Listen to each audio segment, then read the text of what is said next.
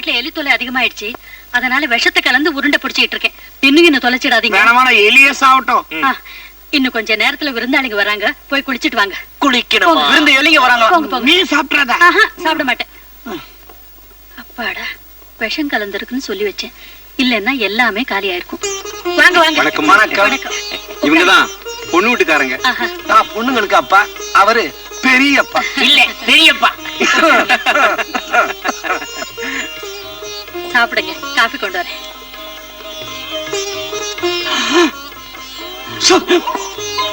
நானும் கொஞ்சம் படுத்துக்கிறேன். என்னங்க எனக்கு? இந்தாடி, இந்தாங்கண்ணி. அண்ணே வேண்டாம் வேண்டாம் சொன்னே, பெரிய மனுஷன் கேட்க மாட்டேன். சாப்பிடுங்க.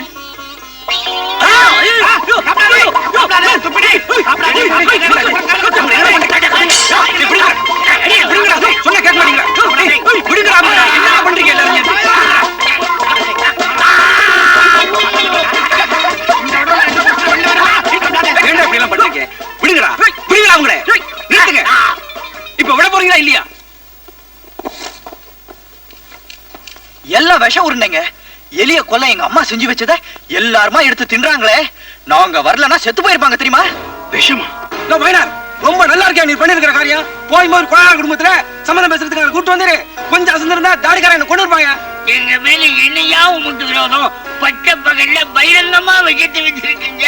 அண்ணா, இவங்கள்ட்ட என்ன பேச்சு? நேரா போலீஸ்ல போய் சரணடைங்க வாங்க. நாம வச்சு வைக்கலையா? அப்ப புகார் கொடுப்பாங்க. வாங்கலேடி, பேய் மொழி முடிச்சுக்கிட்டு இருக்கேன். வாங்க. இல்லைங்க, நடந்தது என்னன்னா, உங்க வழக்கத்தை எல்லாம் அந்த வழக்க நம்ம சொல்லுங்க. வாங்க. கோயில் மாடுகளை பிடிச்சு கட்டுங்க. எது நடக்க கூடாதுன்னு நினைச்சேனோ அதுவே நடந்து போச்சு.